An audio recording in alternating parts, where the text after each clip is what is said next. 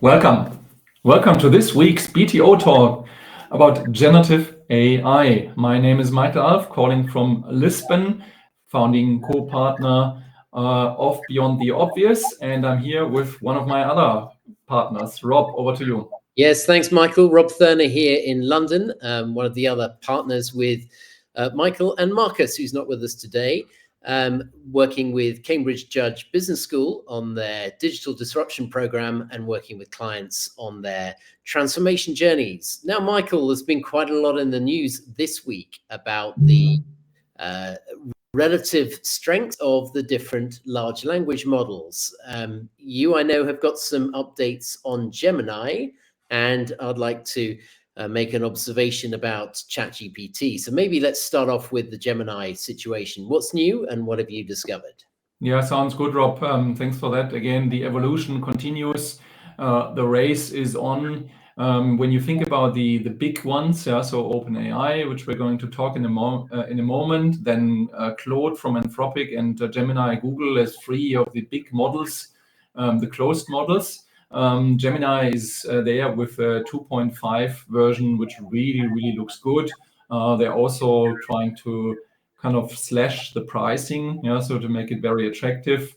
We are actually using it for a client already in production for a very specific use case, and the results are really good. And it will be interesting to see how the others catching up. I mean, there's rumors, and that's kind of handing back to you.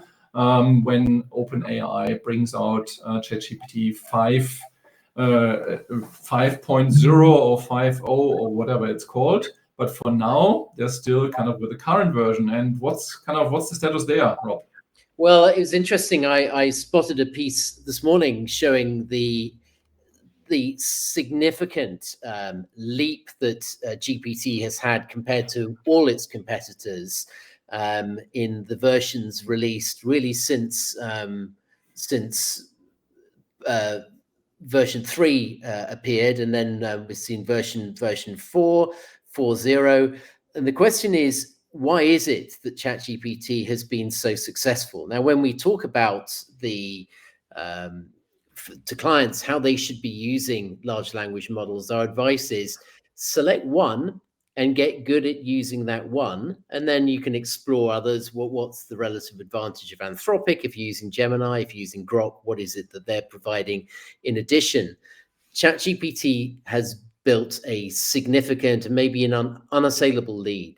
So the question, Michael, do we see this as a winner takes all, or will there always be a case where we've got a front runner, in this case GPT, and then there are certain capabilities that we're unable to see with that model, and then we see the other models developing their own niche? Or do we see that actually there will always be very strong competing options here, and the differentiation between one and the other becomes less evident? How do you see this evolving? I think it's an exciting topic. That's why we decided to kind of tackle that in this live. I would make a distinction on different levels, and then I come back to the models as well. When we think about the levels, in our trainings, we'll talk about 3 levels. Personal productivity is level 1, process improvement level 2, and innovation level 3. And level 2 and 3 are, of course, corporate, so company changes, and applications. And then level 1 is what you and I do with generative AI, largely. And in this field around personal productivity, ChatGPT managed to set the market, if you like, by, if some people think about generative AI, they think ChatGPT automatically. And so it's hard for the others to compete there, because everyone thinks ChatGPT, it's easy, free, it has an app. I mean, it's kind of usability, UI is okay. So it has all these advantages, and it delivers very good results as well. So the model is good. So that's on that level. The situation is very different on the next level. So when we look at behind the scenes, behind the curtains, the use of various LLMs is very diverse. Yeah, so there is no clear leader. Yeah, there's a competition going on because for companies it matters actually cost, kind of the latency, and also of course the quality. And what we're seeing there, we see benchmark tables where we can see for this application you use that LLM, for this application you use another LLM, and we are changing the models even. Yeah, so to give you a specific example, one client, we're developing a solution. We from 2.0 Gemini to 2.5 now. Yeah, that's a new model. And it initially changes, of course, the results. So you have to kind of check that again. But you have better results and faster. So that's on that level 2, and the same applies, of course, for the innovation. There's certain models, you know, which do better there. So I think from the outside, from the normal world, it makes total sense. And I would say there is one dominant player, and as long as they keep the quality up, there will remain the dominant player in the perception of the people. In the perception of companies, the picture is different.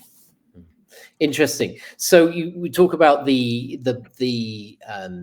tables comparing functionality of one over the other. So how would we find those tables? What's the easiest way to source them? Are they reliable, would you say? And what's the shortcut that our viewers can go to? So when they're asked the question, well, should I be using ChatGPT, or what are the advantages of the others? Then we're finding a reliable source there. Great question. So I would say for you as a, and it's not you, Rob, but kind of you as a watcher, for your personal needs, pick one. As Rob said, pick one, get good at it. It's more about actually improving your prompting still than choosing the right model. These tables are mainly for kind of actually the LLM performance. And I think one of the ideas, I think it's a good idea, where maybe we add into our next newsletter kind of a link to one of the tables. There's quite a few out there. One path to go is Hugging Face, yeah, which is kind of the repository for all these models. So you can go there. They have a workspace where you can compare models. That's one. It's tricky. Some play actually these leaks, yeah. So because they want feedback, and some use that to play. There's others who actually do some testing, but they struggle to keep up to date with all the changes, yeah, and the new models, especially the open source models and the fine-tuned models. Yeah. So let's say you have a good example is you use, let's say, Gemini, and you fine-tune that for coding. Then you have a special model which is fine-tuned for coding. That's a different model then altogether. So that shows up somewhere else. Yeah? So you need to look at that as well. What I suggest, not to make it too complex, is we put something into the newsletter. And if you are not there yet, we suggest, of course, to join us. Here's the link. And then you can, I put 1 or 2 links to these tables in there. For the others, get really good at one, and ChatGPT is fine. If you're in Europe and you don't want to use kind of a US-based one, use Mistral. They have a chat solution as well. It might be not kind of as good, but it's already very good because they're getting better and better. And I will also put in there a link to the Wall Street Journal, which is where the article appeared, showing the phenomenal acceleration of ChatGPT. So, Michael, thanks for raising the bonnet on that one. Yeah, we look forward to seeing you in the newsletter. If you've got ideas that you would like us to cover in future sessions, please do let us know. And with that, thanks for your time today, and we'll see you next week. Bye for now. See you.